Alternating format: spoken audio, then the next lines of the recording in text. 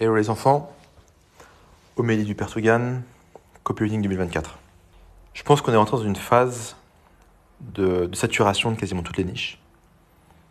Alors, on trouvera toujours des contre-exemples, mais grosso modo, on va vers une phase une saturation croissante de la plupart des niches et des segments de marché.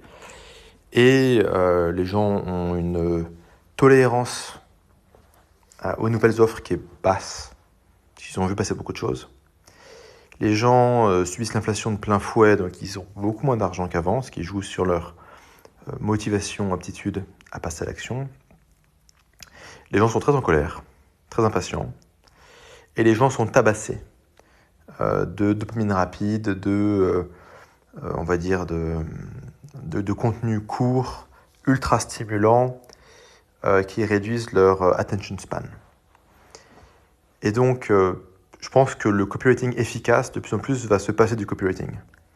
Il y a très longtemps, on disait qu'il y a une relation directe entre le nombre de preuves et la taille de son portefeuille. La phrase n'est pas de moi.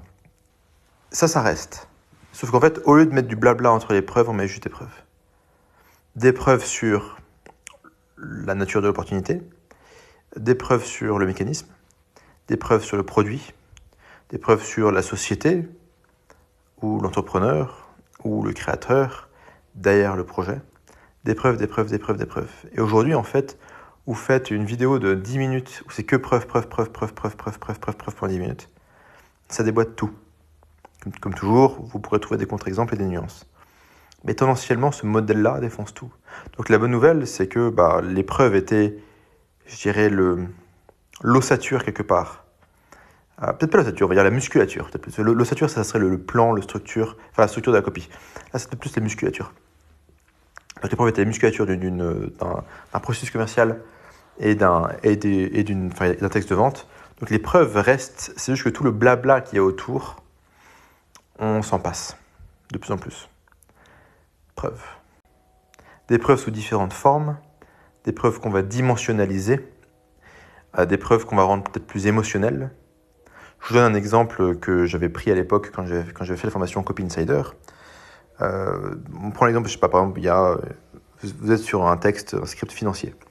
Vous allez dire, ok, si vous aviez acheté l'action que j'ai recommandée, blablabla, vous auriez fait plus 130%, par exemple. Bon, c'est rien, ou plus 200%, 300%, on s'en fout. Ça veut rien dire pour les gens.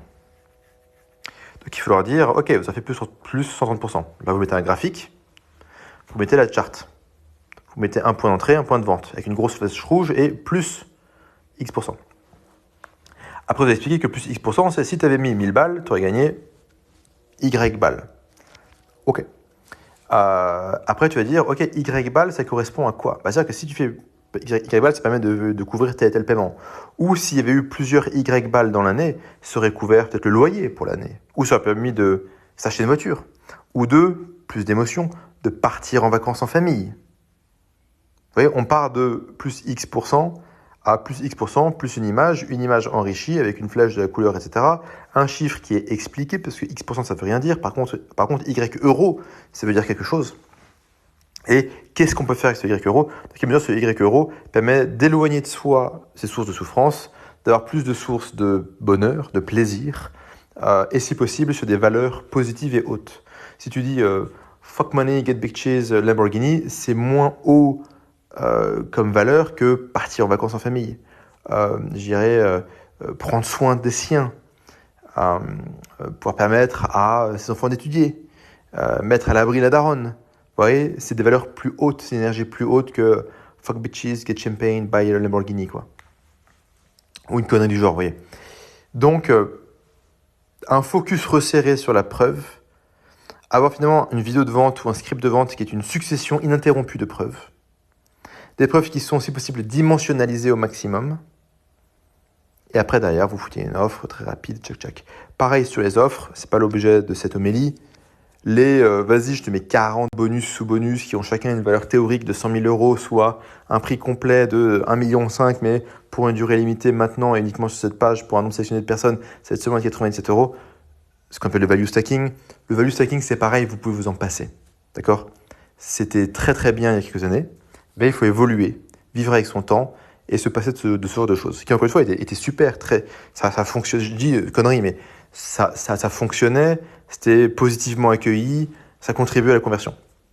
Aujourd'hui, c'est plus si efficace que ça. On pourrait faire une homélie vraiment spécifique sur le value stacking et comment amener un prix et justifier un prix, parce que c'est quand même des choses passionnantes. C'est pas l'objet pour moi de ce soir, donc je vous partage ça. Les preuves. On vire le bazar, on se focalise sur les preuves, on dimensionnalise les preuves, et on met des preuves de nature différente. C'est tout pour ce soir.